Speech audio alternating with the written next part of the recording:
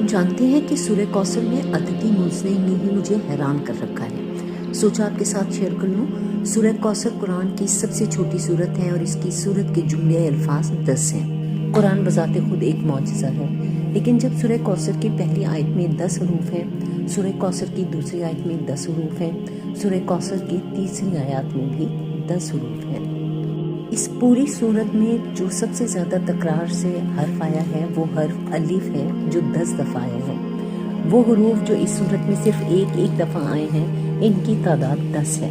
اس سورت کی تمام آیات کا اختتام حرف را پر ہوا ہے، جو کہ حروف ہجے میں 10واں حرف شمار ہوتا ہے۔ قرآن مجید کی وہ صورتیں جو حرف را پر اختتام پذیر ہو رہی ہیں، ان کی تعداد بھی 10 ہے، جن میں سورہ